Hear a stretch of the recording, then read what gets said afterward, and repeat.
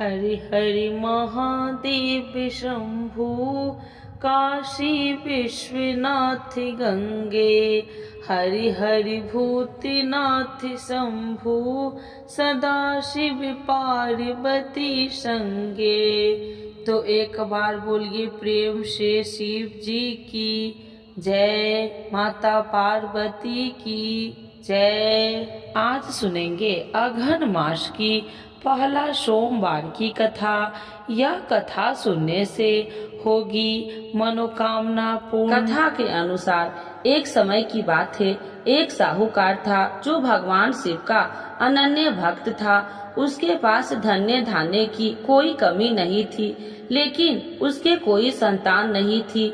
इसी कामना को लेकर वह रोज शिव जी के मंदिर जाकर दीपक जलाया करता था। उसके इस भक्ति भाव को देखकर एक दिन माता पार्वती ने शिव जी से कहा, हे प्रभु, यह साहूकार आपका अनन्य भक्त है, इसे संतान का कष्ट है, आपको इसकी मदद करनी चाहिए। पार्वती जी की इच्छा सुनकर भगवान शिव ने कहा कि हे पार्वती, इस संसार में हर प्राणी को उसके कर्मों का फल मिलता है और जिसके भाग्य में जो हो उसे भोगना ही पड़ता है। लेकिन पार्वती जी ने साहूकार की भक्ति का मान रखने के लिए उसकी मनोकामना पूर्ण करने की इच्छा जताई। माता पार्वती के आग्रह पर शिव जी ने साहूकार को पुत्र प्राप्ति का वरदान तो दिया, लेकिन साथ ही यह भी कहा कि उसके बालक की आयु केवल 12 वर्ष होगी। माता पार्वती और भगवान शिव की बातचीत को साहूकार सुन रहा था। उसे न तो इस बात की खुशी थी और न ही दुख। वह पहले की भांति शिव जी की पूजा करता रहा। कुछ समय के बाद साहूकार के घर एक पुत्र का जन्म हुआ। वह बालक 11 वर्ष का हुआ तो उसे पढ़ने के लिए काशी भेज दिया गया। साहूकार ने पुत्र के मामा को बुलाकर उसे बहुत सारा धन दिया और कहा कि तुम इस बालक को काशी विद्या प्राप्ति के लिए ले जाओ और मार्ग में यज्ञ कराना। जहाँ भी यज्ञ कराओ वहाँ ब्राह्मणों को भोजन कराते और दक्षिणा देते हुए जाना। दोनों मामा भतीजा इसी तरह यज्ञ कराते और ब्राह्मणों को दान दक्षिणा देते काशी की ओर चल पड़े। रात में एक नगर पड़ा जहाँ नगर के राजा की कन्या का विवाह था, लेकिन उस राजकुमार से उसका विवाह होने वाला था। वह एक आँख से कन्हा था। राजकुमार के पिता ने अपने पुत्र के कन्हा होने की बात को छुपाने के लिए एक चाल सोची। साहूकार के पुत्र को देखकर उसके मन में एक विचार आया। उसने सोचा क्यों न इस बालक को दुल्हा बनाकर राजकुमारी से विवाह करा दूं। विवाह के बाद इसको धन देकर विदा कर दूंगा और राजकुमारी को अपने घर जाऊंगा। लड़के को दूल्हे के वस्त्र पहनाकर राजकुमारी से विवाह कर दिया। लेकिन साहूकार का पुत्र ईमानदार था। उसे यह बात अन्याय संगत नहीं लगी। उसने अवसर पाकर राजकुमारी की चुनरी के पल्ले पर लिखा कि तुम्हारा विवाह तो मेरे साथ हुआ है, लेकिन जिस राजकुमार के संग तुम्हें भेजा जाएगा वह एक आँख से कन्हा है। मैं तो काशी पढ़ने जा रहा हूँ। जब राजकुमारी ने चुनरी पर लिखी बातें पढ़ी तो उसने अपने माता पिता को यह बात बताई। राजा ने अपनी पुत्री को विदा नहीं किया, जिससे बारात वापस चली गई। दूसरी ओर साहूकार का लड़का और उसका मामा काशी पहुँचे और वहाँ जाकर उन्होंने यज्ञ किया। जिस दिन लड़के की आयु 12 साल की हुई उसी दिन यज्ञ रखा गया। लड़के ने अपने मामा से कहा कि मेरी तबीयत कुछ ठीक नहीं है। मामा ने कहा तू अंदर जाकर सो जाओ। शिव जी के वरदान अनुसार कुछ ही देर में उस लड़के के प्राण निकल गए। मृत भांजे को देख उसके मामा ने विलाप शुरू किया। संयोगवश उसी समय शिव जी और माता पार्वती उधर से जा रहे थे। पार्वती भगवान से कहा, स्वामी मुझे इसके रोने के स्वर सहन नहीं हो रहा। आप इस व्यक्ति के कष्ट को अवश्य दूर करें। जब शिव जी मृत बालक के समीप गए तो वह बोले कि यह उसी साहूकार का पुत्र है जिसे मैंने 12 वर्ष की आयु का वरदान दिया था। अब इसकी आयु पूरी हो चुकी है।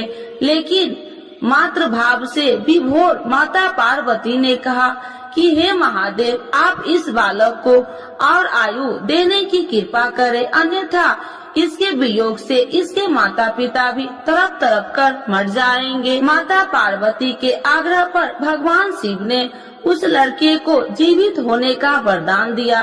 शिव जी की कृपा से वह लड़का जीवित हो गया। शिक्षा समाप्त करके लड़का मामा के साथ अपने नगर की ओर चल दिया। दोनों चलते हुए उसी नगर में पहुंचा जहां उसका विवाह हुआ था। उस नगर में भी उन्होंने यज्ञ का आयोजन किया। उस लड़के के ससुर ने उसे पहचान लिया और महल में ले जाकर उसकी खातिरदारी की और अपनी पुत्री को विदा किया। इधर साहूकार और उसकी पत्नी भूखे प्यासे रहकर बेटे की प्रतीक्षा कर रहे थे। उन्होंने प्रण कर रखा था कि यदि उन्हें अपने बेटे की मृत्यु का समाचार मिला तो वह भी प्राण त्याग देंगे, परंतु अपने बेटे की जीवित होने का समाचार पाकर वह बेहद प्रसन्न हुई। उसी रात भगवान शिव ने व्यापारी के स्वप्न में आकर कहा, हे श्रेष्ठ, मैंने तेरे सोमवार के व्रत करने और व्रत कथा सुनने से प्रसन्न होकर तेरे पुत्र की लंबी आयु प्रदान की है। इसी प्रकार जो कोई सोमवार व्रत करता है या कथा सुनता है और पढ़ता है, उसके सभी दुख दूर होते हैं और समस्त मनोकामनाएं पूर्ण होते हैं। तो एक बार बोलिए प्रेम से शिव जी की जय, माता पार्वती की जय। आरती शिव जी की। ओम जय शिव ओमकारा, स्वामी जय शिव ओमकारा, ब्रह्मा विष्णु सदा शिव अर्धांगी धारा।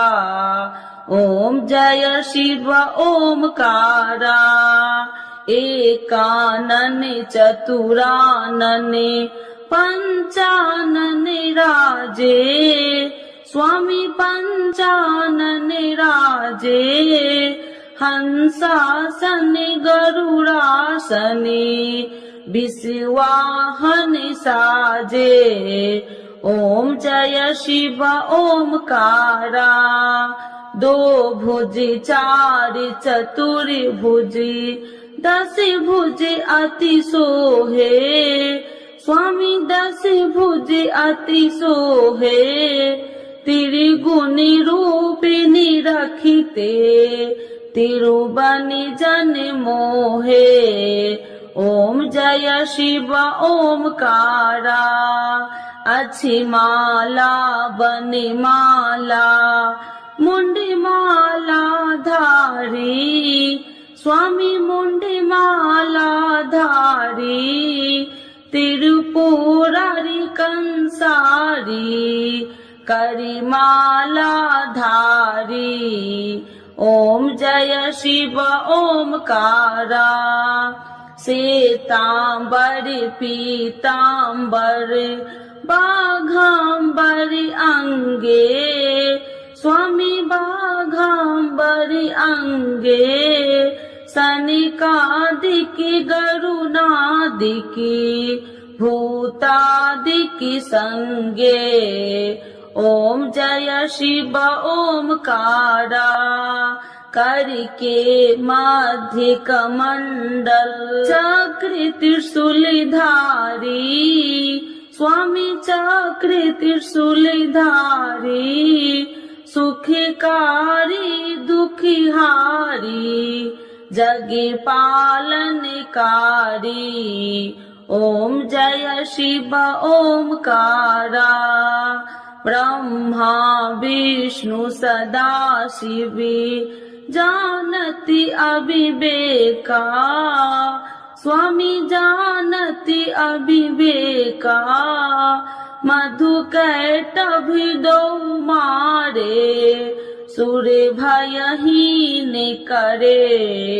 ओम जय शिव ओमकारा, लक्ष्मी व सावित्री पार्वती संगा, स्वामी पार्वती संगा, पार्वती अर्धंगी, शिव लहरी गंगा। ओम जय शिव ओमकारा, पार्वती सोहे पार्वती शंकर कैलासा, स्वामी शंकर कैलासा। भांग धतूर का भोजन भस्मी में बसा। ओम जय शिव ओमकारा, जटा में गंगा बहती है, गले मुंडन माला, स्वामी गले मुंडन माला। शेष नाग लिपटावती, ओढ़त मृग छाला। ओम जय शिव ओमकारा, काशी में विराजे विश्वनाथी नंदी ब्रह्मचारी, स्वामी नंदी ब्रह्मचारी। नित्य उठी दर्शन पावती, महिमा अति भारी। ओम जय शिव ओमकारा, त्रिगुण स्वामी जी की आरती जो कोई नर गावे, स्वामी जो कोई नर गावे। कहत शिवानंद स्वामी, मन वांछित फल पावे। ओम जय शिव ओमकारा, प्रभु हर शिव ओमकारा। शिव जी की जय, माता पार्वती की जय।